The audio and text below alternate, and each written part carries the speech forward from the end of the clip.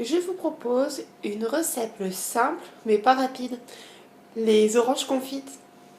Donc il vous faut 500 g de sucre, 500 ml d'eau. Il vous faut 2 oranges. Donc on va commencer par mettre l'eau et le sucre dans une casserole pour faire notre sirop.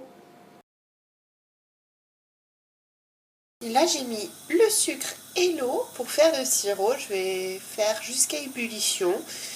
Et après, j'attendrai un peu que ça refroidisse et je mettrai mes rondelles d'orange. Pendant ce temps, je vais couper mes rondelles d'orange. Pendant le temps que mon sirop est en train de se faire, je vais couper les rondelles d'orange.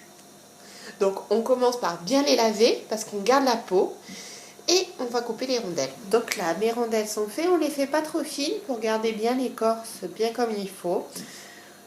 Là, on va attendre que mon sirop soit à ébullition et après, on les mettra dedans. Là, mon sirop commence à être en ébullition. On fait bien attention, on n'est pas là pour faire un caramel.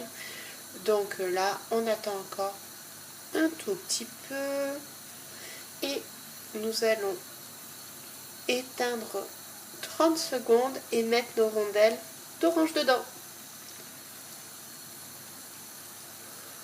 Et là, quand vous avez mis vos tranches d'orange dedans, c'est parti pour 15 minutes de cuisson.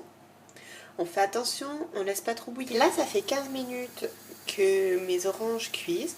Donc, je vais couper et je vais laisser refroidir un peu.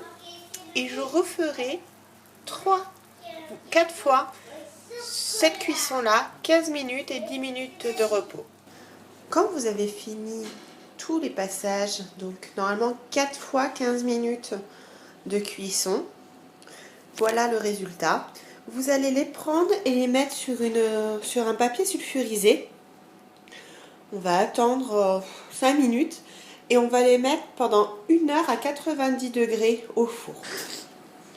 Après 5 minutes de pause et mis sur du papier sulfurisé sur une plaque, je vais enfourner à 90 degrés pendant 1 heure pour sécher mes oranges confites. Alors, normalement, il vous reste du sirop. Alors, je dis bien normalement. Et c'est super pour les gâteaux au chocolat ou les gâteaux au yaourt quand vous voulez donner un petit goût d'orange.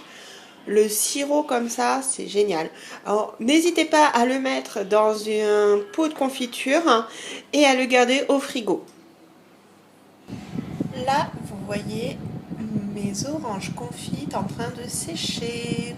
Voilà mes oranges confites sorties du four. Elles ont bien séché. Elles sont encore un peu poisseuses, ce qui est normal. Dans une boîte Tupperware et on les met au frigo pour la conservation.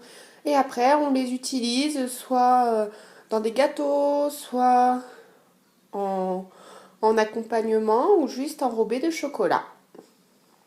C'est super bon. Allez, bon appétit!